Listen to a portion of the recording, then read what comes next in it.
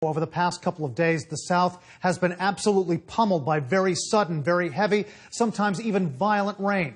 We are zigzagging through the region with some of the most dramatic images. The really telling part of this story, in so many places, swift water rescues had to take place. Responders grabbing people sometimes with just seconds to spare.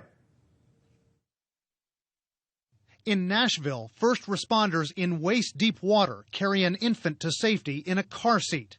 Scenes like this played out all over the southern U.S. as torrential rains slammed the region, causing flash floods and dozens of swift water rescues. These residents in Nashville waited to be picked up on their roofs. In another area of the city, one survivor's chest deep in the water while another swims past him to get to a car. This girl got a piggyback ride. This was a widely traveling set of storm bands northwest of Nashville. In Hollister, Missouri, a local fire chief says more than a dozen people had to be rescued from a mobile home park, and at least 2 mobile homes were washed away. North of there, in Waynesville, Missouri, a 4-year-old boy was killed inside a vehicle. This video shows some of the worst damage from 2 days of flooding there. Houses, vehicles were submerged in Waynesville. Clinging to her infant daughter, resident Jennifer Ellis was overwhelmed.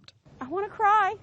That's all I can say is I want to cry. I don't know. I've never had to deal with anything like this. I grabbed clothes and diapers, and that was it. In Marietta, Georgia, rescuers struggled to get into their boat so they could rescue Charles Wigington. They got him and his dogs out of his home, but he says he may never come back. I don't know. I can't live here no more. I mean, I'm through. From northern Georgia, we take you to the northwest corner of Arkansas, where the towns of Bella Vista and Avoca were blasted with severe, sudden rainfall. As this video shows, the water submerged streets and a golf course in a matter of minutes. Avoca resident Selena Underneer says her father woke her up at 5 in the morning, told her to get her belongings on her bed. Listen to her description of just how violent the flooding was in her home. By the time he said we had to get out, we were in the kitchen, and the glass started falling off the walls, and the fridge flipped backwards and busted. In many areas, people were either caught suddenly in their vehicles or tried to drive on roads that were too deeply flooded.